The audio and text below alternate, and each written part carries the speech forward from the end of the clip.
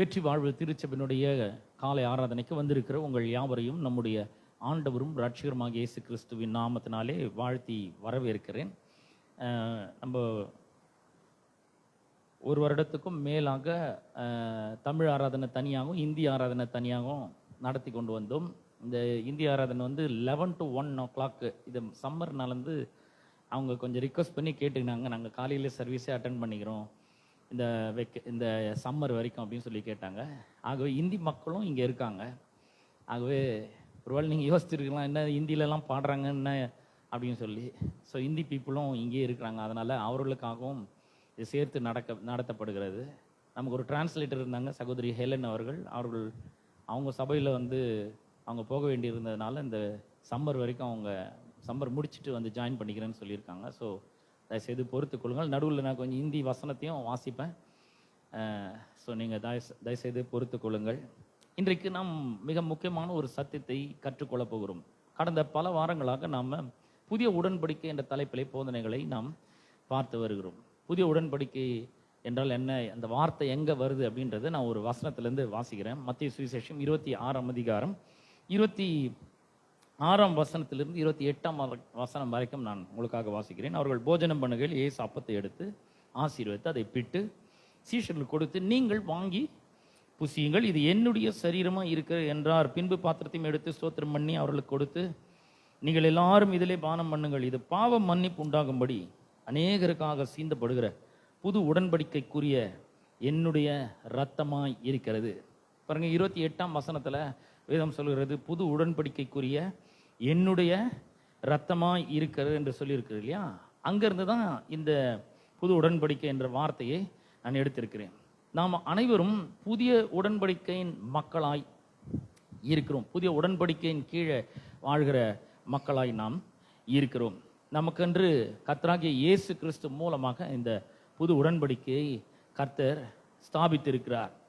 இந்த உடன்படிக்கை ரொம்ப புனிதமான ஒன்று என்று நான் சொன்னேன். இந்த உடன்படிக்கை இதுவரைக்கும் யாருமே மீறலை அப்படின்னு சொன்னேன். இது இரத்தத்தினால் செய்யப்படுகிற உடன்படிக்கை என்று நாம் பார்த்தோம். அது மட்டுமல்ல, இந்த உடன்படிக்கை தேவன் தம்முடைய குமாரனாகிய இயேசு கிறிஸ்துவோடு செஞ்சிருக்கிறார். ஏன் அப்படி செஞ்சிருக்கிறார்னா, தேவன் ஒரு மனுஷனோடு உடன்படிக்கை செய்யணும். மனு வர்க்கத்தின் பிரதிநிதியாக இருக்க ஒரு மனுஷனுக்கும் தகுதி இல்லை. ஏன்னா ரோமர் 3:23 சொல்லுகிறது, எல்லாரும் பாவம் செய்து தேவ மகிமையற்றவர்களானபடினால தேவன் அந்த மனுஷனையும் அவரை அனுப்புகிறார். தம்முடைய குமாரனாகிய இயேசு கிறிஸ்து இந்த உலகத்துக்கு மனிதனாக அவதரிக்கும்படி அவர் செஞ்சு இயேசு கிறிஸ்துவை மனு வர்க்கத்தினுடைய பிரதிநிதியாக வைத்து இயேசு கிறிஸ்துவும் தேவனும் ஒரு உடன்படிக்கை செய்கிறார்கள். அந்த உடன்படிக்கை தான் புதிய உடன்படிக்கை என்று அழைக்கப்படுகிறது. இந்த உடன்படிக்கை தேவனுக்கும் மனுஷனாகிய அல்லது மனுஷனுடைய பிரதிநிதியாகிய இயேசு கிறிஸ்துக்கும் இடையிலே நடக்கிற ஒன்றாக இருக்கிறது. உடன்படிக்கைன்னு சொல்லும்போது 2 பேர் இருக்கணும் அந்த உடன்படிக்கையில். அது ரத்தத்தினால செய்யப்படுகிற உடன்படிக்கையாக இருக்கணும். இந்த உடன்படிக்கை கர்த்தராகிய இயேசு கிறிஸ்துவோட ரத்தத்தினால அது செய்யப்பட்டு இருக்கிறது. அது மட்டும் இல்லை, வாக்குறுதிகள் கொடுக்கணும். 2 பக்கத்துலேருந்து வாக்குறுதிகள் கொடுக்கணும். அப்புறம் 4வது ஒரு ஆணைனால அதை உறுதிப்படுத்தணும், சத்தியம் பண்ணி கொடுக்கணும். 5வது அந்த வாக்குத்தத்தங்களை நிறைவேற்ற வேண்டும். இதுதான் உடன்படிக்கையில் இருக்கிற பொதுவான காரியங்கள். எந்த உடன்படிக்கை எடுத்தாலும் வேதாமத்தில் நீங்கள் பார்த்தீங்கன்னா இந்த 5 காரியங்கள் அங்கே சொல்லப்படுகிறதை நாம் பார்க்க முடியும். ஆகவே இந்த உடன்படிக்கை இதுதான். இந்த உடன்படிக்கையில் கொடுக்கப்பட்டிருக்கிற முதலாவது ஆசீர்வாதம் என்ன? பாவங்கள்லாம் மன்னிக்கப்பட்டிருக்கிறது. அவர் சொல்றார், இனிமேல் உன் பாவத்தை நான் நினைக்கவே மாட்டேன், அக்கிரமத்தை நினைக்கவே மாட்டேன் நினைக்கிறேன். இந்த பாவங்கள் மன்னிக்கப்படுறது தான் முதல் ஸ்டெப்பாக இருக்குது. First and foremost blessing of the new covenant is the forgiveness of our sins. God said, I will remember no more your sins. அப்படி சொல்றாரு, நான் இனிமேல் உங்களோட பாவங்களை அக்கிரமங்களை நினைக்கவே மாட்டேன் என்று சொல்றார். எங்க போச்சு அந்த பாவத்தெல்லாம்? அவர் எடுத்துக்கொள்றார். இந்த பாவத்தை எல்லாம் அவர் தம்மீது ஏற்றுக்கொள்கிறார். இந்த பாவத்தை அவர் கடலின் ஆழத்துல போட்டு விட்டேன்னு சொல்றாரு. அவர் சொல்றாரு, இனிமேல் நான் நினைக்க மாட்டேன். அதை என்ன பண்ண, கிருபையாய் அதையெல்லாம் நான் மன்னித்திருக்கிறேன் என்று அவர் சொல்லுகிறார். இதைத்தான் இந்த புதிய உடன்படிக்கையில நாம பெற்றுக்கொள்ற முதல் பிளஸிங். ஏன்னா கிறிஸ்தவ வாழ்க்கை பாவம் மன்னிப்புல இருந்தா ஆரம்பிக்குது. லூக்கா 24ஆம் அதிகாரம் 48, 46லேருந்து 49 வரைக்கும் நீங்கள் வாசித்து பார்த்தீங்கன்னா கூட அவர் சொல்ற, மனம் திரும்புதலும் பாவ மன்னிப்பும் எருசலேம் தொடங்கி உலகம் முழுவதும் அது பிரசங்கிக்கப்பட வேண்டும் என்று சொல்றார். அப்போ பாவம் மன்னிப்புன்றது ரொம்ப ரொம்ப முக்கியமான ஒன்றாக இருக்கிறது. அதுதான் முதல் ஆசீர்வாதம் புதிய உடன்படிக்கையில்.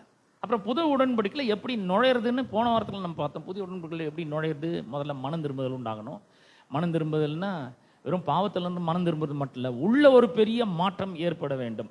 உள்ள ஒரு பெரிய ஆவில ஒரு பெரிய மாற்றம், அது மூலமா மனம் மாற வேண்டும், அது மூலமா சரீரத்தில் ஒரு பெரிய மாற்றம் ஏற்பட வேண்டும். அதுதான் நம்ம ஞானஸ்நானம் எடுக்கணும்னு நான் சொன்னேன் இல்லையா? மனம் திரும்பணும், ரட்சிக்கப்படணும்.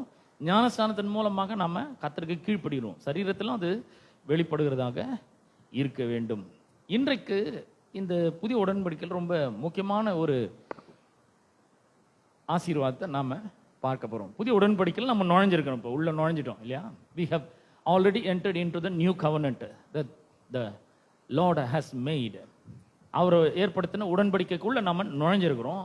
இப்போ நமக்கு என்ன நடந்திருக்குது அப்படின்றது நமக்கு தெரியணும் இல்லையா? நான் புதிய உடன்படிக்கை மனிதன் அப்படின்னு சொல்லணும். அப்படி சொல்ற மூலமா நம்ம என்ன சொல்ல வரோம்? If you said I am a Christian, what that means to you, உங்களுக்கு அல்லது மற்றவங்களுக்கு நீங்க ஒரு கிறிஸ்தவன் சொன்னா யாரா இருக்கிறீர்கள் முதல்ல நம்மளுக்கு தெரியணும் இல்லையா? நான் ரிச்சர்ட்னு பேர் வச்சுருக்கிறதுனால நான் ஒரு கிறிஸ்டியனா? No, not at all. என் பேர் கிறிஸ்தவ பேருன்றதுனால நான் ஒரு கிறிஸ்தவன் சொல்லிக்கவே முடியாது. கிறிஸ்தவன்னா யாரு? கிறிஸ்தவன்னா உள்ளம் மாற்றப்பட்டவன்.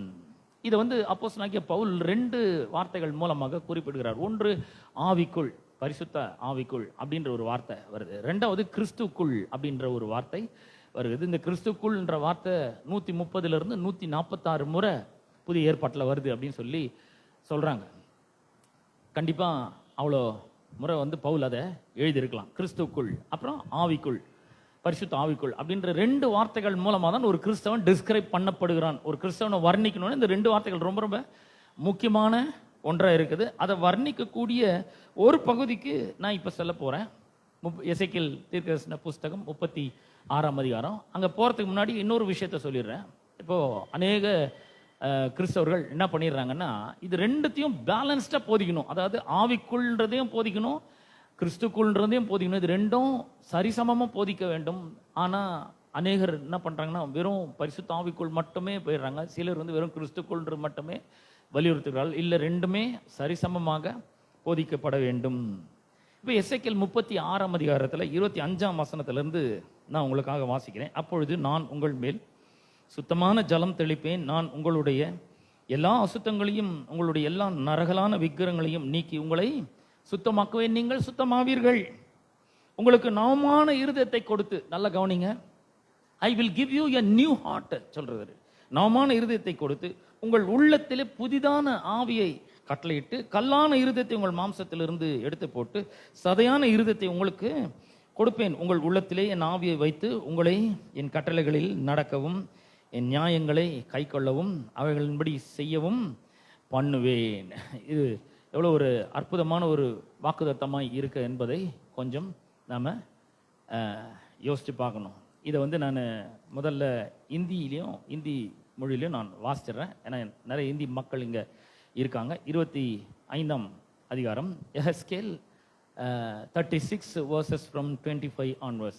मैं तुम पर शुद्ध जल छिड़कूंगा और तुम शुद्ध हो जाओगे, और मैं तुमको तुम्हारी सारी अशुद्धता और मूर्तों से शुद्ध करूंगा.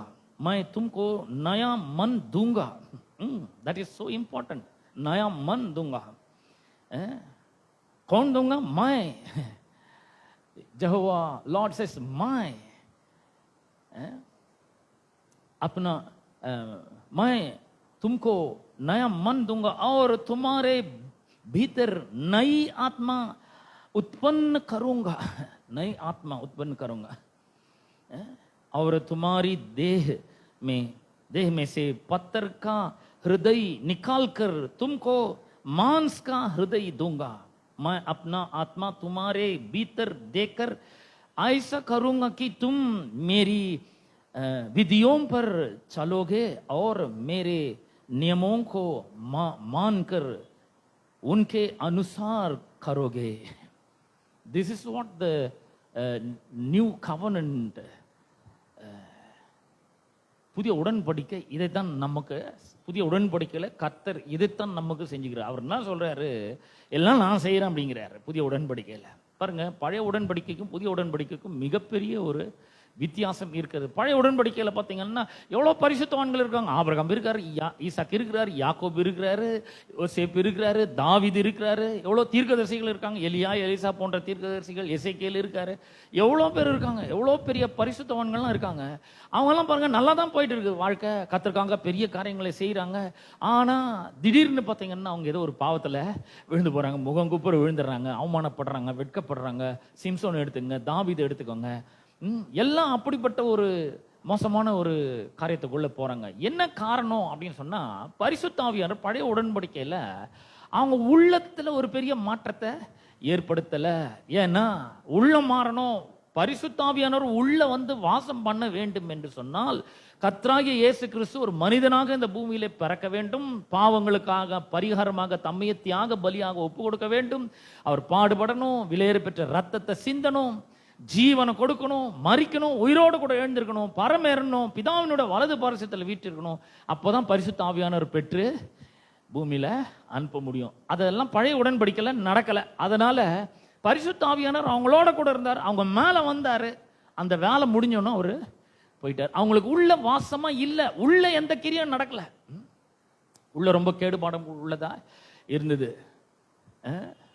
சுத்த இருதயம் நை, அவங்களுக்கு சுத்தமான இருதயம் கிடையாது, நவமான இருதயம், புதிய இருதயம் இல்லை, ஆத்மா ஆவி உள்ள இல்லை. பரிசுத்த ஆத்மா ஆவியானவர் உள்ள அவங்களோட உள்ளத்துல வந்து வாசம் பண்ண, அதனால பெரிய காரியங்களை செய்யறாங்க, கர்த்தருக்காக மாபெரும் வெற்றிகளை குவிக்கிறார்கள். ஆனா ஒரு சின்ன பாவத்துல போய் என்ன பண்றாங்க, அடுத்த நொடியே கீழே விழுந்தாங்க. தாவீது எடுத்துங்க, எவ்வளவு பெரிய கோலியாத்து, அவனையே வீழ்த்திட்டான். வீழ்த்திட்டு ஒரு சின்ன பாவத்துல போய் பத்சேபாளத்துல போய் பாவம் செய்யறான் பாருங்க. இப்படி பல பரிசுத்தவான்கள் மண்ணை கவுனாங்க, வெட்கப்பட்டாங்க, அவமானப்பட்டாங்க. அப்படிதான் அவங்களோட வாழ்க்கை போச்சு. ஆனா புதிய உடன்படிக்கையில எசேக்கியேல் தீர்க்கதரிசி மூலமா கர்த்தர் என்ன உரைக்கிறாரு, நான் அந்த நாளுக்கு பிற்பாடு ஒரு புதிய உடன்படிக்கையை பண்ணுவேன். நான் என்ன பண்ணுவேன், உங்க மேல ஒரு சுத்தமான ஜலத்தை நான் தெளிப்பேன். I will sprinkle clean water upon you and I will wash you and you will be clean அப்படிங்கிறார். எவ்வளோ அற்புதம் பாருங்க, எல்லாத்தையும் அவர் செய்யறாரு. அதோட நிக்காம அவர் சொல்றாரு, நான் உங்களுக்கு நவமான இருதயத்தை கொடுத்து I will give you a new heart. பாருங்க, புது இருதயம். ஓட்ட உடசலான இருதயம் இல்ல, பாவ கரப்பட்ட இருதயம் இல்ல, பாவத்தினால் பாதிக்கப்பட்ட இருதயம் இல்ல, ஒரு புதிய இருதயத்தை நான் உங்களுக்கு தரேன்றார். 51ஆம் சங்கீதத்துல நீங்க வாசித்து பார்த்தீங்கன்னா, தாவீது பத்சேபாள் இடத்துல பாவம் செஞ்ச பிறகு அந்த சங்கீதத்தை எழுதுறாரு. அவர் சொல்றாரு, சுத்த இருதயத்தை எண்ணிலே சிருஷ்டியும் நிலைவரமான ஆவிய எண்ணிலே புதுப்பியும் அப்படிங்கிறாரு. 2 ரிக்வெஸ்ட் வைக்கிறாரு ஆண்டவர்கிட்ட. அப்பா, இந்த இருதயத்தை வச்சுன்னு என்னால முழு இருதயத்தோடு உண்மை சேவிக்க முடியல, வணங்க முடியல, ஆராதிக்க முடியல, தயவுசெய்து ஒரு சுத்தமான இருதயத்தை எனக்கு தாங்க. எனக்கு நல்லா தெரியுது எல்லாத்துக்கும் காரணம் இந்த இருதயம் தான். நீதிமொழி 4ஆம் அதிகாரம் 23ஆம் வசனம் வாசிக்கிறதுல, எல்லா காவலோடும் உன் இருதயத்தை காத்துக்கொள், அதனிடத்து நின்று ஜீவ ஊற்று புறப்படும் சொல்றாரு. இருதயம் ரொம்ப முக்கியமானது பாருங்க. அப்ப அந்த இருதயத்துல ஒரு பெரிய கோளாறு, ஹிருதய கராபோகியா, இருதயம் கெட்டு போச்சாங்க. என்ன பண்றது, அதை சரிப்படுத்தவும் முடியல, அவங்களால சரிப்படுத்த முடியல. அதனால ஆண்டவர் நோக்கி கதறாங்க, ஆண்டவரே சுத்தமான ஒரு இருதயத்தை எனக்கு தாங்க. ஆனா புதிய உடன்படிக்கையில கர்த்தர் சொல்றாரு, நான் நவமான இருதயத்தை என்ன பண்ணுவேன் உங்களுக்கு கொடுப்பேன். அப்புறம் சொல்றாரு, உங்கள் உள்ளத்திலே புதிய ஆவியை நான் என்ன பண்ண வைப்பேன். நம்ம மேல சுத்தமான ஜலம் தெளிப்பாராம், நம்மள நரகலான விக்கிரங்களாம் நீக்குவாராம், நம்மளை சுத்தமாக்க வாராம், நம்ம சுத்தமாவமா, புதிய இருதயத்தை தருவாராம், புதிய ஆவிய உள்ளத்துல கட்டளையிடுவாராம், கல்லான இருதயத்தை மாம்சத்துல இருந்து எடுத்து போட்டு சதையான இருதயத்தை தந்து நம்மளை அவருடைய கட்டளைகளின்படி நடக்கும், அவருடைய நியாயங்களை கை கொள்ளும்படி நான் செய்வேன் அப்படிங்கிறாரு. ஸோ பழைய உடன்படிக்கையின் கீழே இந்த எம்பவர்மெண்ட் கிடையாது. கர்த்தருக்காக பரிசுத்தமா வாழக்கூடிய அந்த எம்பவர்மெண்ட் பழைய உடன்படிக்கை இல்லை, பழைய உடன்படிக்கையில் இல்லை. புதிய உடன்படிக்கையில் அது எல்லாமே மாற்றப்பட்டிருக்கிறது, உள்ளம் மாற்றப்பட்டிருக்கிறது, உள்ள பரிசுத்த ஆவியானவர் வந்து வாசம் பண்றாரு. அது மட்டும் இல்லை, அவரே என்ன பண்றாருன்னா நியாயங்களை உள்ள வச்சிருக்கிறாரு. அதுக்கப்புறம் அவர் என்ன சொல்றாரு, நான் உங்களை நடக்க பண்றேன், அந்த பவர் உங்களுக்கு நான் தரேன்.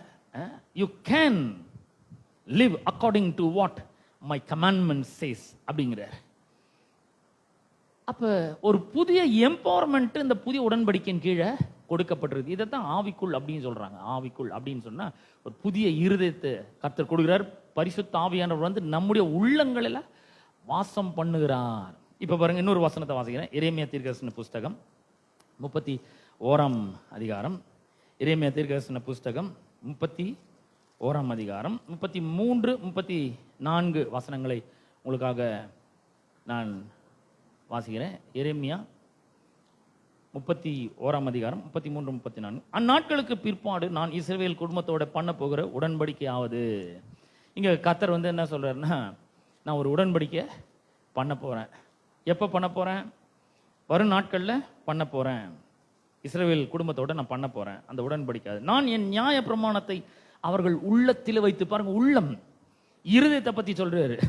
நியாய பிரமாணத்தை அவர்களுடைய உள்ளத்தில் வைத்து அதை அவர்கள் இருதயத்தில் எழுதி, நான் அவர்கள் தேவனாய் இருப்பேன், அவர்கள் என் ஜனங்களாய் இருப்பார்கள் என்று கர்த்தர் சொல்லுகிறார். இனி ஒருவன் தன் அயலானையும் ஒருவன் தன் சகோதரனை நோக்கி கர்த்தரை அறிந்து கொள் என்று போதிப்பதில்லை. அவர்களில் சிறியவன் முதல் பெரியவன் மட்டும் எல்லாரும் என்ன அறிந்து கொள்வார்கள் என்று கர்த்தர் சொல்வார். நான் அவர்கள் அக்கிரமத்தை மன்னித்து அவர்கள் பாவங்களை இனி நினையாதிருப்பேன்.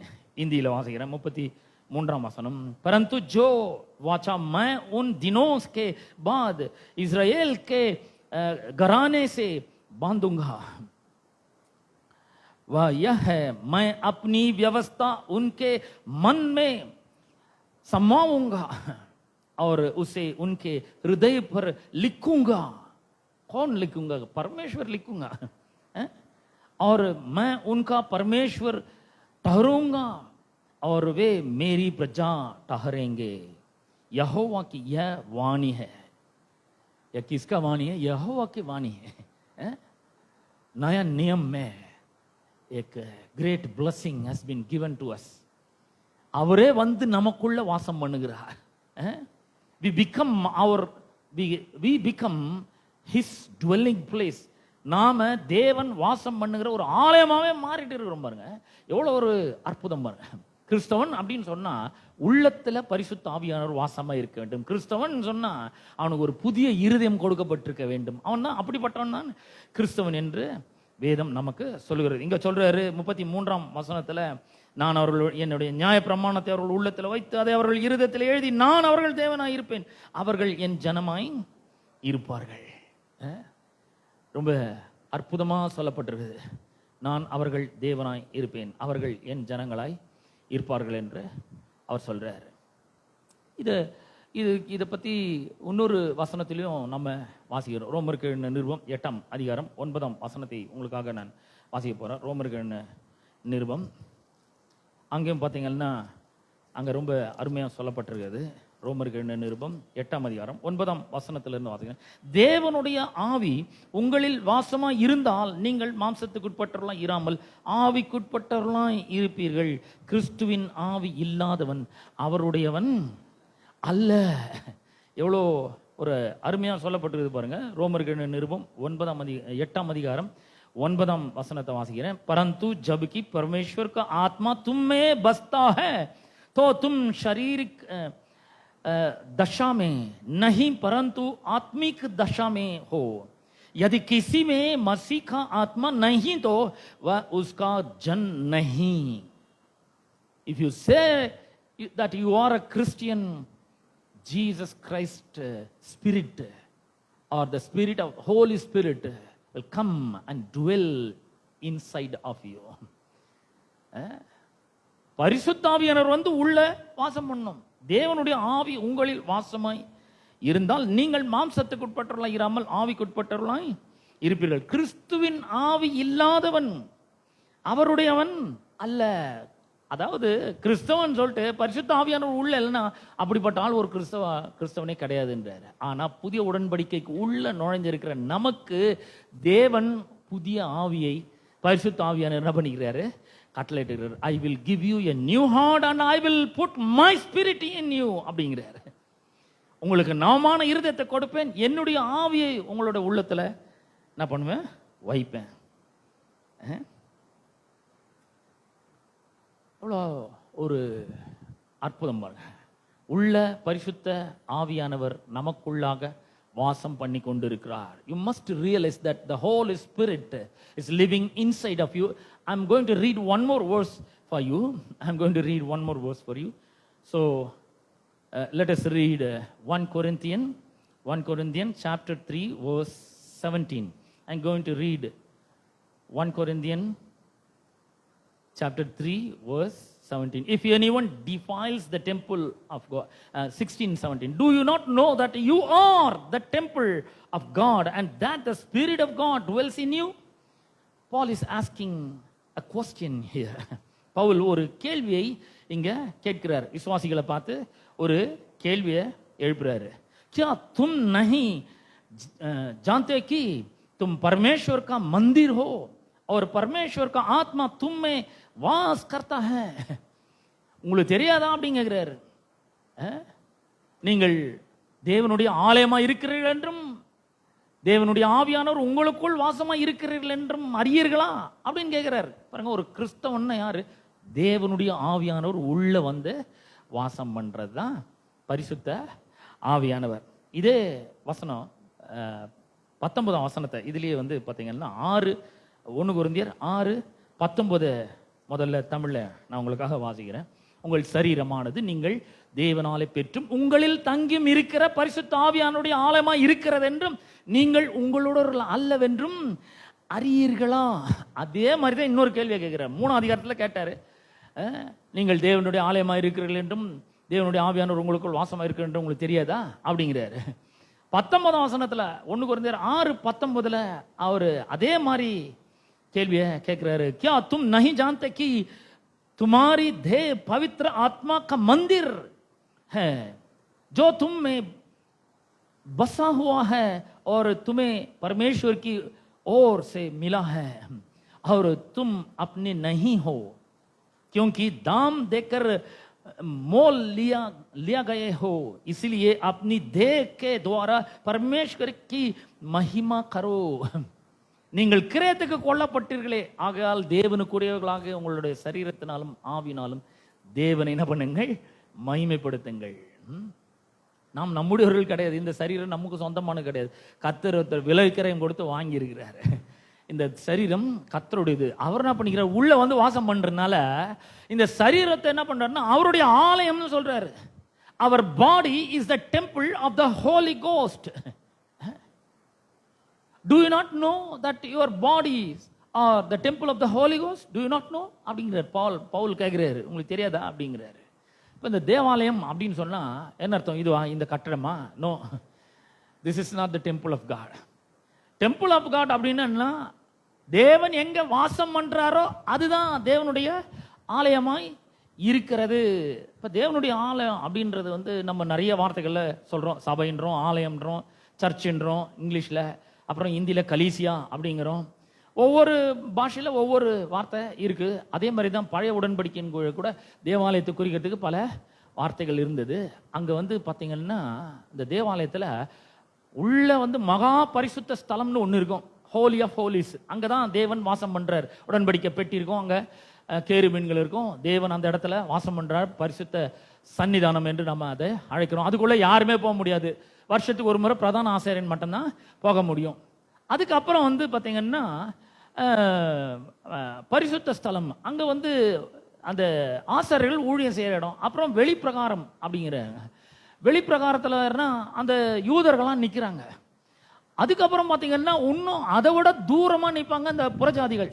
யூதர் அல்லாதவர்கள்லாம் பார்த்தீங்கன்னா யூதர்கள் நிற்கிறாங்களே பிரகாரத்தில், அதை விட ரொம்ப தூரமாக எங்கேயோ டிஸ்டன்ஸில் நிற்பாங்க அவங்க. அப்ப புறஜாதிகள் ரொம்ப டிஸ்டன்ஸில் நிற்பாங்க, யூதர்கள் வெளிப்பிரகாரத்தில் நிற்பாங்க. அப்புறம் பிரகாரம், உட்பிரகாரம், அப்புறம் பரிசுத்த ஸ்தலம், அங்கே ஆசாரியர்கள் ஊழியம் செய்வாங்க, பலி செலுத்துகிற இடம்லாம் இருக்குது. அதுக்கப்புறம் எல்லாத்தோட முக்கியமானது என்ன? தேவன் வாசம் பண்ற ஒரு ஸ்தலம். அது பேர் என்னது? மகா பரிசுத்த ஸ்தலம். அங்க வந்து ஒரு பெரிய திரைச்சிலை இருந்தது. ஏன்னா கர்த்தர் சொல்ற, நான் பரிசுத்தர், நீங்கெல்லாம் பாவிகள், அதனால அங்க வரைக்கும் வரலாம், நீங்க அதுக்கு மீறி வரக்கூடாது. ஏன்னா அப்படி உள்ள நுழைஞ்சீங்கன்னா இந்த பரிசுத்தம் பாவத்தை பொசிக்கிடும், சாம்பலாக்கிடும் அப்படிங்கிறாரு. அதனால அதுக்குள்ள யாருக்கும் நுழைறதுக்கு தைரியமே கிடையாது. எல்லாரும் பயந்து நடுங்கினார்கள். ஏன்னா உள்ள போனா பரிசுத்தம், தேவனுடைய பரிசுத்தம் பாவத்தை பொசுக்கிடும், பர்ன் பண்ணிடும். God's holiness consume sin. So nobody has the boldness to enter into the holy of holies. Everybody got feared.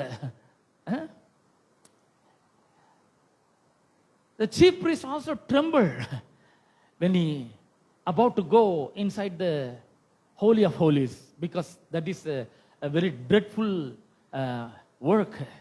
அவங்க வாழ்க்கையிலே செய்யக்கூடிய மிக திகிலூட்டக்கூடிய ஒரு காரியம் அந்த மகா பரிசுத்த ஸ்தலத்துக்குள்ள போகணும். ஏன்னா மகா பரிசுத்த ஸ்தலத்துக்குள்ள போனோம்னா முதல்ல இவர்கள் தங்களுடைய பாதுகாக ஒரு பலியை செலுத்தணும், ரத்தத்தை சிந்தணும், அதை கொண்டு போய் தெளிக்கணும், அப்புறம் தான் உள்ள போக முடியும். அதை சரியா பண்ணலாம், உள்ள போறவன் செத்து போயிடுவான். அவன் மகா பிரதான ஆசாரியன் இருந்தா கூட செத்து போயிடுவான்.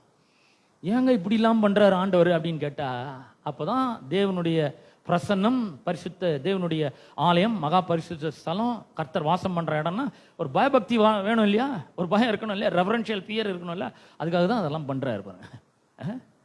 அப்ப யாரும் லேசா எடுத்துக்க முடியாது. இன்னைக்கு பாருங்க, நம்ம நேரம் உள்ள நுழைஞ்சி வந்துடும், அப்படியே கடகடன்னு வரோம், நேரம் உள்ள நுழைஞ்சிடும் பரிசுத்த ஸ்தலம். பழைய உடன்படிக்கையின் கீழ் அப்படிலாம் கிடையாது. இப்ப புதிய உடன்படிக்கையின் கீழே இருக்கனால கிருபையினால அந்த வழியெல்லாம் நமக்கு திறக்கப்பட்டிருது. எபிரேயருக்கு நிருபம் 10ஆம் அதிகாரம் 18ஆம் வசனத்துல நாம் வாசிக்கணும்.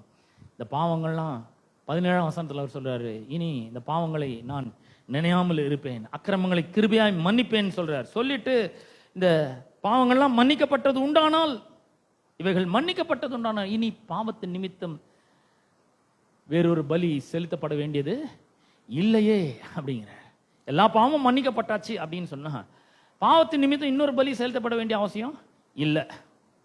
அதனால இயேசு கிறிஸ்துவனுடைய சரீரம் ஒரே தரம் பலியாக செலுத்தப்பட்டிருக்கிறது என்பதை கர்த்தர் அங்க சொல்லுகிறதை நாம் பார்க்கிறோம். நான் எபிரேயருக்கு நிருபம் 10ஆம் அதிகாரம் 17ஆம் வசனத்தை இன்னொரு லாங்குவேஜில் வாசிக்கிறேன். Hebrews chapter 10 from 17 onwards. फिर वह यह कहता है, मैं उनके पापों को और उनके अधर्म के कामों को फिर कभी स्मरण ना करूंगा, और जब इनकी क्षमा हो गई है तो फिर पाप का बलिदान नहीं रहा. 19th verse. इसलिए हे भाइयों, जब हमें यीशु के लहू के द्वारा उस नए और जीवते मार्ग से पवित्र स्थान में प्रवेश करने का हियाव हो गया है, जो उसने पर्दे अर्थात अपने शरीर में से होकर हमारे लिए अभिषेक किया है, और इसलिए कि हमारा ऐसा महान याजक है जो परमेश्वर के घर का अधिकारी है, तो आओ हम सच्चे मन और पूरे विश्वास के साथ और विवेक का दोष दूर करके के लिए हृदय पर छिड़काव लेकर और देह को शुद्ध जल से गुलवाकर परमेश्वर के समीप जाएं. This is a great invitation for all of us. God says, come to me, boldly come to me அப்படிங்கிறார். தைரியமா வா. இந்த பழைய உடன்படிக்கையின் கீழே எவ்வளோ திகில் ஊட்டக்கூடிய பயங்கரமான ஒரு சம்பவமா இருந்ததெல்லாம் பார்த்துட்டு கர்த்தர் சொல்ல, தைரியமா வா. இப்போ என்ன இயேசு கிறிஸ்துவனுடைய மாம்சமாகிய திரையின் வழியாக புதிதும் ஜீவனமான மார்க்கத்தை அவர் அவருடைய ரத்தத்தினாலே அவர் உண்டு பண்ணியிருக்கிறபடியானால அதில் பிரவேசிக்கிறதுக்கு அவருடைய ரத்தத்தினால நமக்கு தைரியம் உண்டாயிருக்கிறது. அதனால அவர் என்ன சொல்றாரு, அவர் சொல்றாரு அந்த மார்க்கத்தின் வழியா பிரவேசிப்பதற்கு அவருடைய ரத்தத்தினாலே நமக்கு தைரியம் உண்டாயிருக்கிறபடினாலும், தேவனுடைய வீட்டின் மேல் அதிகாரியான மகா ஆசாரியர் நமக்கு ஒருவர் இருக்கிறபடினாலும், துர்மனசாட்சி நீங்க தெளிக்கப்பட்ட இருதயம் உள்ளவர்களாயும் சுத்த ஜலத்தால் கழுவப்பட்ட சரீரம் உள்ளவர்களாயும் உண்மையுள்ள இருதயத்தோடும் விசுவாசத்தின் பூரண நிச்சயத்தோடும் என்ன பண்ணலாம், சேர கடவும். தைரியமா வாங்க. இனிமேல் நீங்க பயப்பட வேண்டிய அவசியம் இல்லை. இந்த நீங்க உள்ள வரத்துக்கு, எங்கிட்ட வரத்துக்கு எதெல்லாம் தடையா இருந்ததோ அது எல்லாவற்றையும் என்னுடைய ரத்தத்தினால ஒழிச்சு கட்டிட்டேன் அப்படிங்கிறார். I will remember no more அப்படிங்கிறார். இனிமேல் உங்களோட பாவத்தை நான் நினைக்கவே மாட்டேன். और जब उनकी क्षमा हो गई है तो फिर पाप का बलिदान नहीं रहा. मैं उनके पापों को और उनके अधर्म के कामों को फिर कभी स्मरण ना करूंगा. कभी स्मरण ना करूंगा. ஒரு போதும் நான் நினைக்க மாட்டேன். I will never ever remember your sins அப்படிங்கிறார். So we have boldness to enter into the very presence of God. Where God is, we can enter into that presence with the grace of God. நாம் யோகியர்கள்ன்றதுனால அல்ல, நாம் எந்த பாவமே செய்யல, நம்ம ரொம்ப கரெக்டா வாடுறோன்றதுனால அல்ல, அவர் நமக்கு கிருபையின் மூலமாக அந்த ஸ்லாக்கியத்தை தந்திருக்கிறார். அவருடைய பிரசன்னத்தில் பிரவேசிக்கிற ஸ்லாக்கியத்தை அவர் நமக்கு தந்திருக்கிறார். அப்போ இந்த நீங்கள் தேவனுடைய ஆலயமா இருக்கிறீர்கள் நம்ம வாசிச்சோம் இல்லையா? அந்த ஆலயம் அப்படின்ற வார்த்தைக்கு வேற பல வார்த்தைகள்லாம் இருக்கு. ஆனா இந்த இடத்துல 1 கொரிந்தியர் 3ஆம் அதிகாரம் 17ஆம் வசனத்திலையும் 16-17 1 கொரிந்தியர் 6ஆம் அதிகாரம் 19-20 வசனத்திலையும் அந்த தேவனுடைய ஆலயம்ன்றது உங்களுடைய சரீரமானது தேவனுடைய ஆலயம்னு சொல்லி இருக்குதுல்ல, அங்க என்ன மாதிரி வார்த்தை பயன்படுத்தப்படுதுன்னா, தேவனுடைய உடன்படிக்கை அந்த தேவனுடைய ஆசரிப்பு கூடாரத்தில் மகா பரிசுத்த ஸ்தலத்துக்கு ஒரு பெக்யூலர் வேர்டு யூஸ் பண்ணுவாங்க. அந்த வார்த்தை தான் இங்க பயன்படுத்தப்பட்டிருக்குது. அப்படின்னா பவுல் என்ன சொல்ல வர்றாரு? நீங்கள் தேவனுடைய மகா பரிசுத்த ஸ்தலமா இருக்கிறீர்கள். இதுதாங்க புதிய உடன்படிக்கையில நமக்கு கொடுக்கப்படுற மிகப்பெரிய ஒரு ஆசீர்வாதம். தேவன் வாசம் பண்ற அளவுக்கு அவர் நம்முடைய இருதயங்களை சுத்தமாக்கி இருக்கிறார்.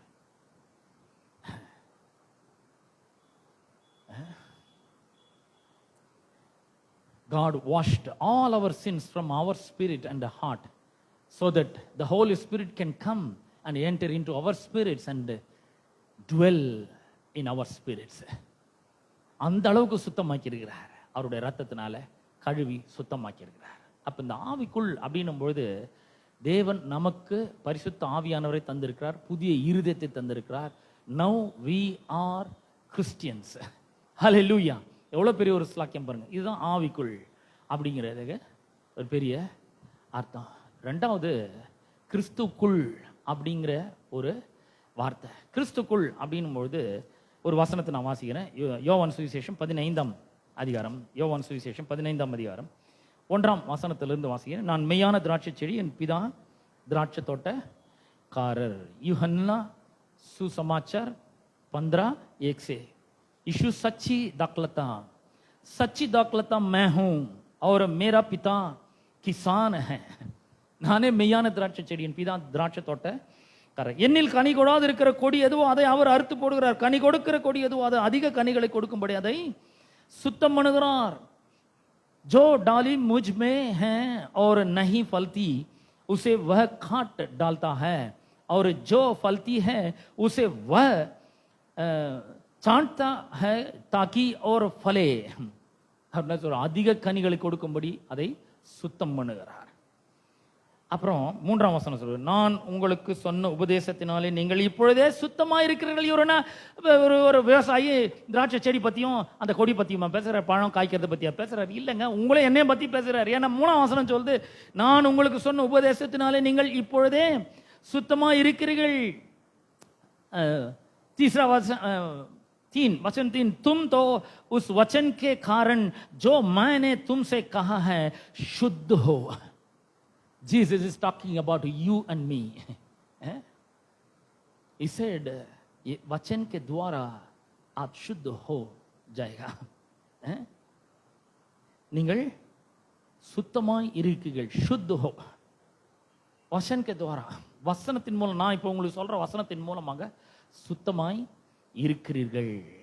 4ஆம் வசனத்தில் அவர் சொல்றார், என்னில் நிலைத்திருங்கள், நானும் உங்களில் நிலைத்திருப்பேன். கொடியானது திராட்சை செடியில் நிலைத்திராவிட்டால் அது தானாய் கனி கொடுக்க மாட்டாது போல நீங்களும் என்னில் நிலைத்திராவிட்டால் கனி கொடுக்க மாட்டீர்கள். 5ஆம் வசனம், நானே திராட்சை செடி, நீங்கள் கொடிகள். ஒருவன் என்னிலும் நான் அவனிலும் நிலைத்திருந்தால் அவன் மிகுந்த கனிகளை கொடுப்பான். என்னை அல்லாமல் உங்களால் ஒன்றும் செய்யக்கூடாது. கர்த்தர் சொல்றாரு, நான் தான் திராட்சை செடி, என் நிலை கொடியாகிய நீங்கள் நிலைத்திருங்கள். இப்ப பாருங்க, ஒரு திராட்சை செடி எடுத்தீங்கன்னா செடியும் இருக்கு, அதுல கொடியும் இருக்கு. எல்லாத்தையும் சேர்த்து தான் திராட்சை செடின்னு நம்ம சொல்றோம். கொடியை மட்டும் தனியா சொல்ல. அவர் நமக்கு புரியறதுக்காக அவர் சொல்றார், நான் செடி, நீங்கள் கொடிகள்.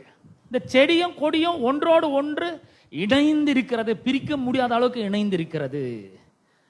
4ஆம் வசனம், தும் முஜ்மே बने रहो और मैं तुम में जैसे डाली यदि दाखलता में बनी ना रहे तो अपने आप से नहीं फल सकती, वैसे ही तुम भी यदि मुझ में बने ना रहो तो नहीं फल सकते। मैं दाखलता हूं, तुम डालियां हो।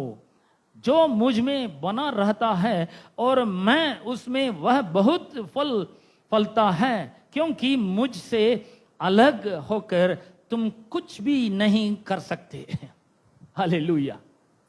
என்னையெல்லாம் உங்களால ஒண்ணுமே செய்ய முடியாது அப்படிங்கிறார். இப்ப நல்லா யோசிச்சு பாருங்க, ஒரு திராட்சை செடி இருக்கு, அந்த செடியில கொடி படர்ந்து இருக்கு, செடி இருக்கு, கொடி இருக்கு, செடி வந்து கீழே வேர் விட்டுருக்கு, ஸ்டெம் இருக்கு, அப்புறம் கொடி கிளைகள்லாம் படர்ந்து இருக்குது. கொஞ்ச நாள் ஆகுது, கொஞ்ச நாள் ஆன உடனே அதுல பழங்கள்லாம் வர ஆரம்பிக்குது. இப்ப இந்த பழம் வரத்துக்கு இந்த பழம் என்ன வேலை செஞ்சது? பழம் ஏதாவது முயற்சி எடுத்ததா?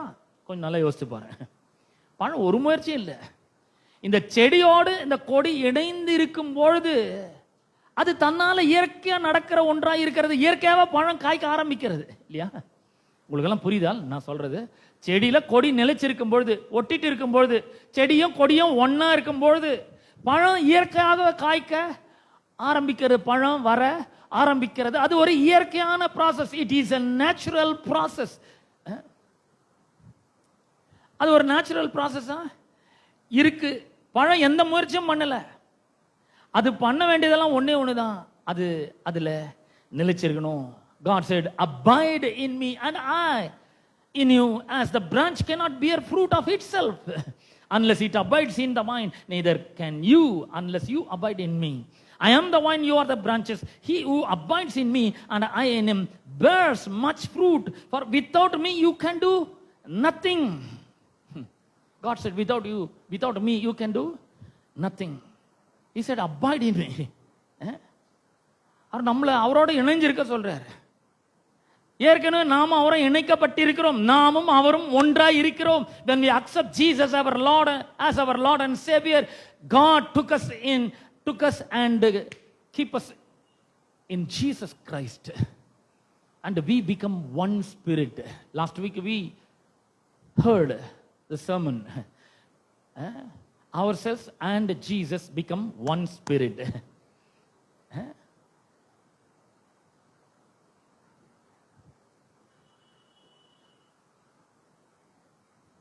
हम दोनों अलग नहीं हैं, अब हम दोनों एक आदमी हैं.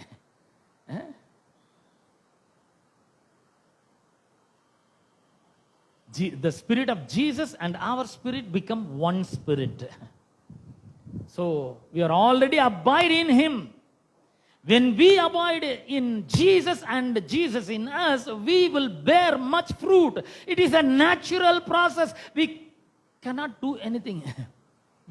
We should not do anything. நம்ம எதுவும் செய்ய வேண்டிய அவசியமே இல்லைங்க, இணைஞ்சு இருந்தா போதும். Every day you must confess that I abide in you, Lord. You abide in me, I know, Lord. Help me to bear much fruit, Lord. அப்ப இன்னொன்று முக்கியமானது ஒன்று சொல்ல போறேன் நான். இப்போ இந்த உலகம் இயேசுவை அறிந்து கொள்ளணும் அப்படின்னு சொன்னா எப்படி அறிந்து கொள்ள போகுது பாருங்க. இப்போ நான் ஒரு வசனத்தை வாசிக்கிறேன். மத்தேயு சுவிசேஷம் 12ஆம் அதிகாரம், மத்தேயு சுவிசேஷம் 12ஆம் அதிகாரம் 33ஆம் வசனத்திலிருந்து வாசிக்கிறேன். மரம் நல்லதென்றால் அதன் கனியும் நல்லதென்று சொல்லுங்கள், மரம் கெட்டதென்றால் அதன் கனியும் கெட்டதென்று சொல்லுங்கள். இப்போ ஒரு மரம் நல்ல மரம் அப்படின்னு எப்படி சொல்ல முடியும்? நம்ம யாருமே போய் ஒரு மல்கோவா மாமரத்தை அந்த ஸ்டெம் அப்படியே கடிச்சு மென்னு பார்த்துட்டு ஓ சூப்பர் மரங்கன்னு யாராவது சொல்லுவோமா? இல்லை. அந்த மரம் நல்ல மரம்னு எப்படி சொல்லுவோம்? அந்த மரத்தில் காய்க்கிற பழங்களை சாப்பிட்டு பார்த்து ருசி பார்க்கும்போது தான் நம்ம என்ன பண்ண முடியும்? அந்த மரம் ரொம்ப நல்ல மரம், சூப்பர் மரங்க, என்ன பிரமாதமாக காய்க்குது இது. சமீபத்தில் ஒரு ரீல்ஸ் பார்த்தேன்னா இவ்வளோதான் செடி பார்த்தீங்கன்னா, அதில் பார்த்தீங்கன்னா அந்த மாமரம் மாங்காயெல்லாம் தொங்குது, சும்மா கீழே குனிஞ்சி அறுக்கலாம். அதை அந்த அளவுக்கு வெறும் 80 ரூபா தான், நீங்கள் வாங்கி இதை வந்து வீட்டில் வச்சு வளர்க்கலாம் அப்படிங்கிறாங்க. இவ்வளோ ஆச்சரியமாக இருக்குது. ரொம்ப விலை கூட ரொம்ப அதிகம்லாம் ஒன்றும் கிடையாது. அப்போ மரம் நல்ல மரம்னு எப்படி சொல்ல முடியும்? அதை கனியை பறித்து சாப்பிடும் பொழுது சூப்பர் மரம் இது அப்படின்னு நம்ம சொல்லலாம். மரத்தை காட்சி பார்த்து யாரும் சொல்றதே இல்லை. 33ஆம் வசனம், यदि पेड़ को अच्छा कहो तो उसके फल को भी अच्छा कहो, या पेड़ को निकम्मा कहो तो उसके फल को भी निकम्मा कहो, क्योंकि पेड़ अपने फल ही से पहचाना जाता है. Matthew chapter 12 33 verse 33 I read now. மரம் நல்லதென்றால் அதன் கனியும் நல்லதென்று சொல்லுங்கள். ஸோ இப்போ ஒரு கேள்வி கேட்க போறேன். நம்ம இவ்வளவு பேர் உட்காந்துட்டு இருக்கிறோம், இங்க வந்து சத்தியத்தை கேட்கிறோம், ஒவ்வொரு வாரமும் வந்து சத்தியத்தை கேட்கிறோம். சத்தியத்தை கேட்டு என்ன பண்ணிக்கிறோம், நம்ம புதிய உடன்படிக்கையின் மக்களா இருக்கிறோம். தேவன் புதிய உடன்படிக்கையில் நம்முடைய பாவங்கள் அக்கிரமங்களை கிருபையா மன்னிச்சிருக்கிறாரு. பாவம் மன்னிப்பு மூலமா, மனம் திரும்பல் மூலமா, ரட்சிப்பின் மூலமா, ஞானசானத்தின் மூலமா அந்த புதிய உடன்படிக்கைக்குள்ள நுழைஞ்சிருக்கிறோம். இந்த ஆசீர்வாதங்கள்லாம் கர்த்தர் நமக்கு தந்திருக்கிறாரு. இந்த உடன்படிக்கையில நம்ம ஆவிக்குள்ளாக்கப்பட்டிருக்கிறோம். பரிசுத்த ஆவியானவர் வந்து நம்ம உள்ளத்துல வாசம் பண்றாரு. எல்லாம் தெரிஞ்சுக்கணும். இப்ப நம்ம என்ன பண்ணோம், கனி கொடுக்கிறவர்களாக இருக்க வேண்டும். We must bear much fruit. When the world tastes the fruit which comes from the Holy Spirit, உள்ள பரிசுத்த ஆவியானவர் நமக்குள்ள வாடுறது மூலமா ஒரு பலன் வருது பாத்தீங்களா, ஒரு கனி வருது. அதை வந்து இந்த உலகம் ருசி பார்க்க வேண்டும். உலகம் கடிச்சு பார்க்கணும், இந்த டேஸ்ட் பண்ணணும். டேஸ்ட் பண்ணா இது சுவையா இருக்கு, நல்ல டேஸ்டா இருக்கு. புளிப்பா இருக்கிற மாங்காய் யாராவது சாப்பிடுவாங்களா? ஒரு மாம்பழம் ரொம்ப புளிக்குது, யாரும் சாப்பிட மாட்டாங்க. ஆனா இனிப்பா இருந்ததுன்னா சூப்பருங்க. சாப்பிட்டு என்ன பண்ணுவோம், அந்த கொட்டையை நம்ம நட்டு வைக்கணும், நம்ம வீட்டில் இது வரட்டும் அப்படின்னு. The world is ready to taste who Jesus is, who this God is, good God is, how this God is bless themselves. The world is ready to taste the fruit which Christians bear. கிறிஸ்தவர்கள் கொடுக்க போகிற கனியின்காக உலகம் காத்து கொண்டு இருக்கிறங்க. நம்ம என்ன பண்றோம், வாரம் ஆனா ஞாயிற்றுக்கிழமை மட்டும் சர்ச்சுக்கு வரோம், நல்ல பாட்டு பாடுறோம், பிரசங்கம் கேட்கறோம், போயிடுறோம், திரும்ப நம்மளும் பழைய வாழ்க்கை வர்றோம். No, we must bear much fruit. Every day we must go to God. We must realize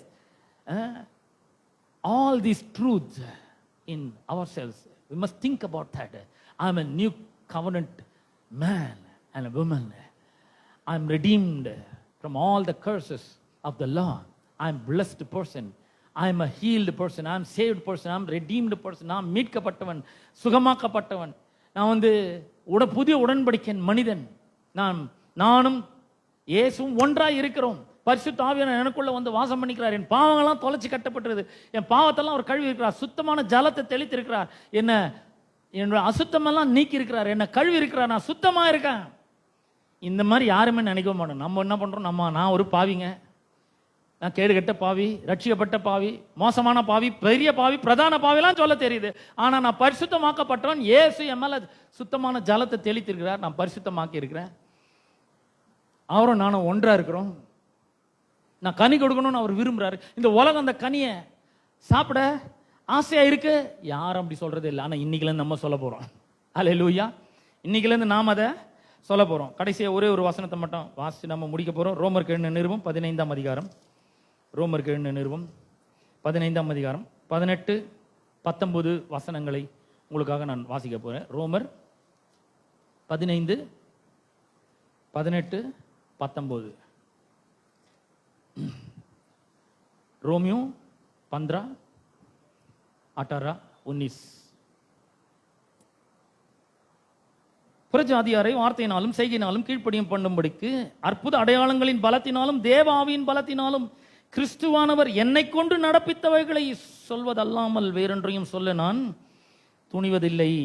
இப்படி எருசலேம் துவக்கி சுற்றிலும் இல்லிரிக்கம் தேசம் வரைக்கும், இல்லிரிக்கம்னா ஸ்பெயின், கிறிஸ்துவின் சுவிசேஷத்தை பூரணமாய் பிரசங்கித்திருக்கிறேன். 18 and 19. Romans chapter 15, 18 and 19. क्योंकि उन बातों को छोड़ मुझे और किसी बात के विषय में कहने का साहस नहीं, जो मसीह ने अन्य जातियों की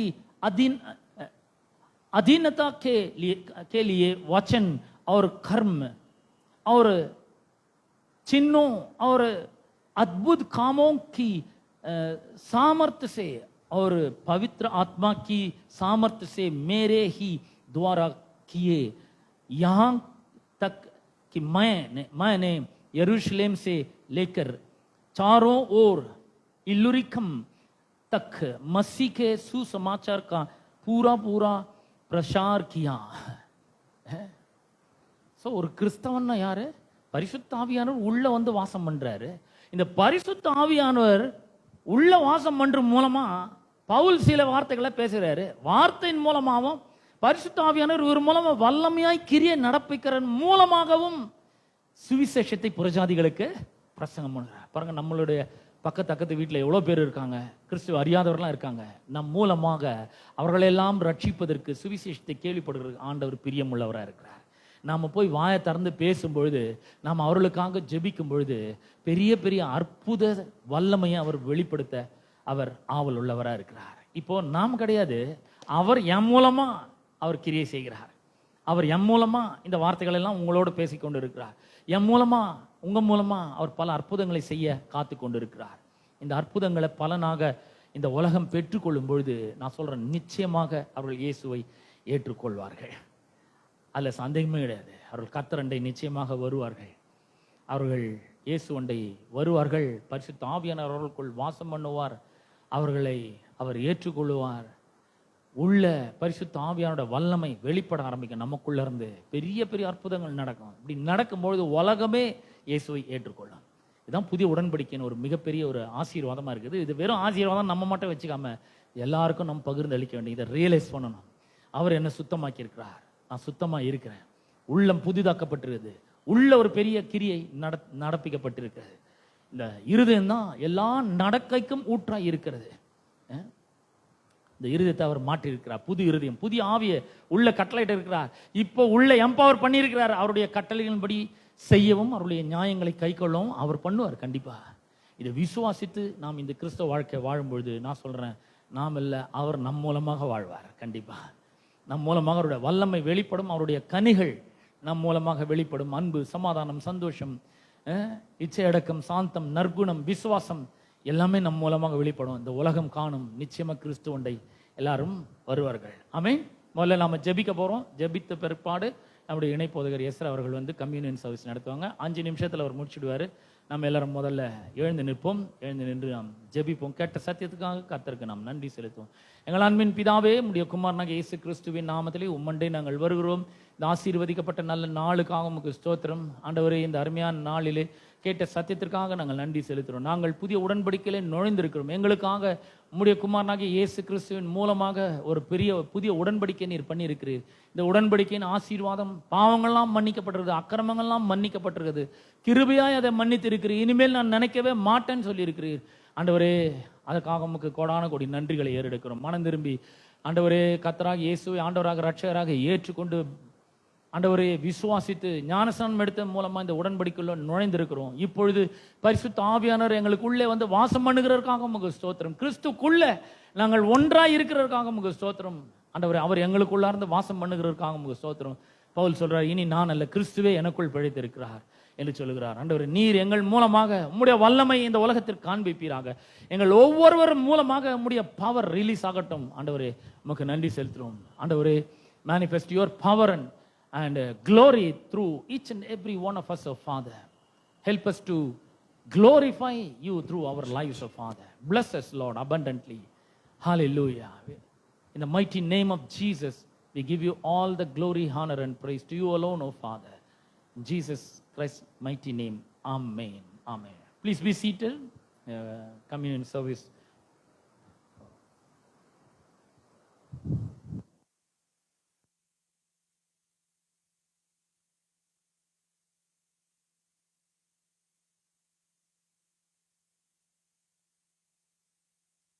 பிரியமானவர்களே, நாம் இப்பொழுது திருவிருந்து ஆராதனைக்கு நேராக வந்திருக்கிறோம். இந்த திருப்பந்தி ஆசீர்வதித்து நம்ம ஜெபித்து ஆரம்பிப்போம். பரலோக பிதாவே, குமாரனாக இயேசுவின் நாமத்தில் இடத்துல வருகிறோம். ஆண்டவரே, கல்வாரி சிலுவையில் நீர் கொடுத்த இந்த மீட்பிற்காக நன்றி. ஆண்டவர், இந்த திருவிருந்து ஆராதனை நீர் ஆசீர்வதிப்பீராக. இந்த திருப்பந்தியை ஆசீர்வதித்து எங்களுக்கு இது ஆண்டவர் இந்த மீட்பின் மூலியமாக என்ன எல்லாம் நடந்திருக்கிறத நாங்கள் அறிந்து கொண்டு அது விசுவாசித்து நாங்கள் எடுக்கும்படி எங்களுடைய மனக்கண்களை திறக்கும்படி நாங்கள் ஜெபிக்கிறோம். இதை ஆசீர்வதித்து நீர் எங்களை வழி நடத்துவீராக. இயேசுவின் நாமத்தில் நாங்கள் ஜெபிக்கிறோம். ஆமென். ஒரே ஒரு வசனத்தை மட்டும் வாசிக்கிறேன். கொலோசியருக்கு எழுதின நிருபம் 1:14. குமாரனாகிய அவருக்குள் அவருடைய இரத்தத்தினாலே பாவ மன்னிப்பாகிய மீட்பு நமக்கு உண்டாயிருக்கிறது. பிரியமானவர்களே, இப்பொழுது நம்ம திருவிருந்து ஆராதனைக்கு நேராக நம்ம கடந்து வந்திருக்கிறோம். இதை நம்ம எங்கே நம்ம எடுக்கிறோம் அப்படின்னா, சபையில் நம்ம இதை எடுக்கிறோம். அற்புதமாக தேவன் நம்மளை இந்த சபையில் கொண்டு சேர்த்திருக்கிறார். நம்ம சபையில் எப்படி வந்தோம் அப்படின்னா, வேதம் சொல்லுகிறது, முன்னாடி நம்ம சத்துருக்களாக இருந்தோம், அந்நியர்களாக இருந்தோம், அவருடைய வாக்குத்தத்தத்துக்கெல்லாம் புறம்பாக இருந்தோம். ஆனால் அவர் இரக்கத்தில் அன்பு மிகுந்தவராய், கிருபை மிகுந்தவராய், அவருடைய கண், அவருடைய திட்டங்கள், நோக்கங்கள் நம்மை தேடி வந்தது. அவர் வேற எங்கேயும் போல, பரலோகத்திலிருந்து நம்மை மீட்கும்படி குமாரனாகிய இயேசுவே இந்த பூமியில் வர வேண்டியதாக இருந்தது. அவர் ஜீவனுள்ள தேவன், அவர் ராஜாதி ராஜா, கர்த்தாதி கர்த்தர். ஆதாம் பாவம் செய்யும் பொழுது அவர் சொல்றாரு, உன் நிமித்தம் இந்த பூமி சபிக்கப்பட்டிருக்கும். எல்லாவற்றையும் படைத்த கர்த்தர், ஆசீர்வாதத்தின் தேவன், அவர் என்ன பண்ணார் அப்படின்னா, இந்த சபிக்கப்பட்ட பூமியில நடக்க வேண்டியதாக இருந்தது. ஏன் அப்படின்னா, நம்முடைய பாதத்தை ஆசீர்வாதமாக மாற்ற வேண்டும், நம்முடைய பாதத்தை ஆசீர்வாதமாக நடத்த வேண்டும் என்று அவர் விரும்பி என்ன பண்ணார் அப்படின்னா, நமக்கு வர வேண்டிய தண்டனை, ஆக்கினி தீர்ப்பு, கோபாக்கினி எல்லாவற்றையும் அவர் மூலியமாக அதை திருப்திப்படுத்தினார். குமாரனை, பிதாவாகிய தேவன் குமாரனை வைத்துக்கொண்டு. நியாயப்படி பார்த்தா நம்ம தண்டிக்கப்பட்டிருக்க வேண்டும். எல்லா விதமான கோபாக்கினி, தண்டனை, வியாதி எல்லாமே நம்மால வந்திருக்கணும். ஆனால் கல்வாரி சிலுவையில் இயேசுவை என்ன பண்ணார்னா பலியிட செய்திருக்கிறார். ஒரே பலி, கிருபாதார பலியாக அவர் அந்த பலியின் மூலியமாக நம்மை மீட்கும்படி பிதாவாகிய தேவன் ஒரு மாபெரும் திட்டத்தை போட்டிருக்கிறார். ஆகவே இந்த வசனம் சொல்லுவது, அவருக்குள் அவருடைய இரத்தத்தினாலே இப்போ நமக்கு இந்த அப்பமும் திராட்சை ரசமும் பரிமாறப்பட போகுது. இது எதற்கு அடையாளமாக இருக்குது அப்படின்னா, கிறிஸ்துவ ரத்தத்துக்கு அடையாளமாக இருக்கிறது, அவர் சிந்தப்பட்ட ரத்தத்துக்கு அடையாளமாக இருக்கிறது, அவர் கல்வாரி சிலுவையில் பாடுபட்ட அந்த சரீரத்துக்கு அடையாளமாக இந்த அப்பம் இருக்கிறது. ஆகவே நம்ம இது எடுக்கும் பொழுது எப்பேற்பட்ட ஒரு மன விசுவாசத்தோடு நாம் எடுக்க வேண்டும் அப்படின்னா, நம்ம இப்போ தேவனுடைய குடும்பத்தில் இருக்கிறோம், அன்பின் குமாரனுடைய ராஜ்யத்துக்குள் நம்ம சேர்த்திருக்கிறார். முன்னாடி நம்ம இருளில் இருந்தோம், பிசாசுக்கில் இருந்தோம், அவனுடைய வல்லமையிலிருந்து தேவன் நம்மளை விடுதலையாக்கி இப்பொழுது அன்பின் குமாரனுடைய ராஜ்யத்துக்குள் நம்மை உட்படுத்தியிருக்கிறார். இப்போ அன்பின் மூலியமாக நம்மை மீட்கும்படி தேவன் செய்திருக்கிறார். அப்போ இந்த மீட்பின் மூலியமாக நம்மளுக்கு வந்திருக்கிற ஆசீர்வாதங்கள் என்ன அப்படின்னா, முதல்ல பாவ மன்னிப்பு. பாவ மன்னிப்பின் மூலியமாக என்ன நடக்குது அப்படின்னா, தேவனோடு ஒரு நல்ல ஒரு உறவு, ஐக்கியம் நம்மளுக்கு கொடுக்கப்படுகிறது. தேவன் நம்மளை பராமரிக்கிறார், ஆசீர்வதிக்கிறார், சுகமாக்குகிறார், ஆரோக்கியப்படுத்துகிறார். இது எல்லாமே நம்ம கல்வாரி சிலுவையின் மூலியமாக நடந்திருக்கிறதாகவே தான் கலாத்தியருக்கு எழுதின நிருபத்தில் பவுல் சொல்கிறார், 3:17, மரத்தில் தூக்கப்பட்ட எவனும் சபிக்கப்பட்டவன் என்று எழுதியிருக்கிறபடி கிறிஸ்து நமக்காக சாபமானார்.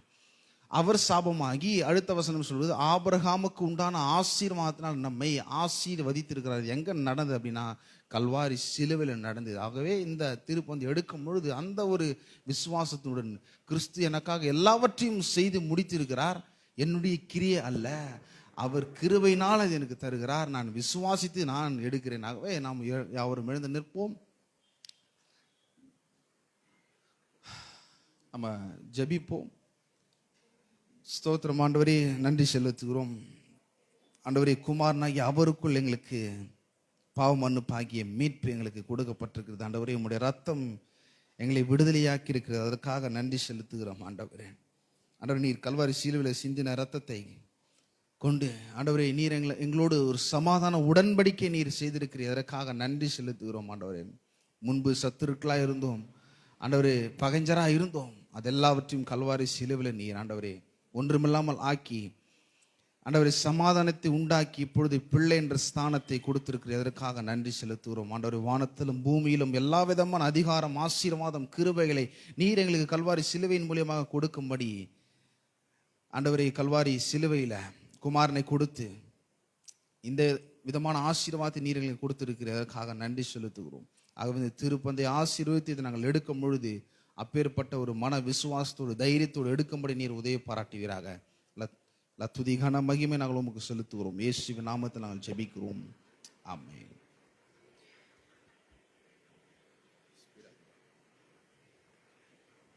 கண்ணீர் எல்லாம் துடைப்பார், கண்மணி போல் காப்பார், கண்ணீரெல்லாம் துடைப்பார், கண்மணி போல் காப்பார், கார்மேகம் போன்ற கஷ்டங்கள் வந்தாலும் கருத்துடன் உன்னை காத்திடவே இயேசு அழைக்கிறார், இயேசு அழைக்கிறார்,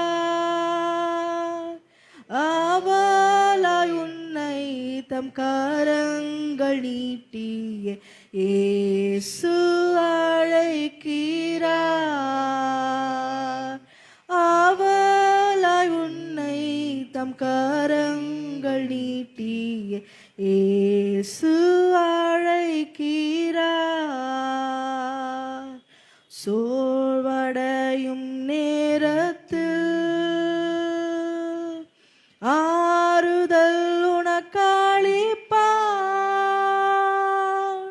சோர்வடையும் நேரத்தில் ஆறுதல் உனக்களிப்பார், அவர் உன் வெளிச்சமும் ரட்சிப்புமானதால் தாமதமின்றி நீ வந்திடுவார், இயேசு அழைக்கிறார், இயேசு அழைக்கிறார், அவளாய் உன்னை தம் கரங்கள் நீட்டிய இயேசு அழைக்கிறார், அவளாய் உன்னை தம் கரங்கள் நீட்டிய இயேசு அழைக்கிறார், சகல வியாதியையும் குணமாக்க வல்லவராம்,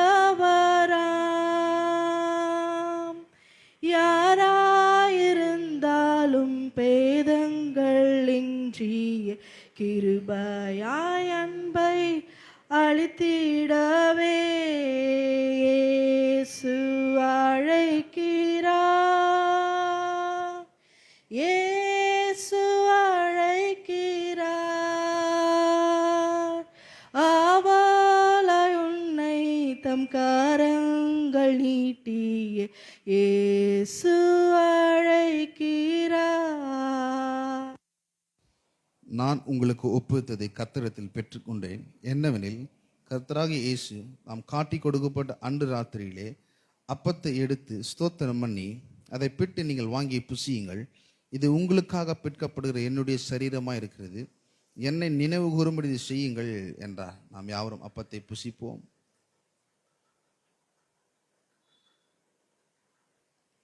போஜனம் பண்ணின பின்பு அவர் அந்தபடியே பாத்திரத்தையும் எடுத்து, இந்த பாத்திரம் என் இரத்தத்திலனாகிய புதிய உடன்படிக்கையாக இருக்கிறது, நீங்கள் இதை பானம் பண்ண முதல்ல என்னை நினைவு கூறும்படி இதை செய்யுங்கள் என்றார். ஆகையால் நீங்கள் இந்த அப்பத்தை புசித்து இந்த பாத்திரத்தில் பானம் பண்ண முதலாம் கர்த்தர் வருமளவும் அவருடைய மரணத்தை தெரிவிக்கிறீர்கள். நாம் யாவரும் பானம் பண்ணுவோம்.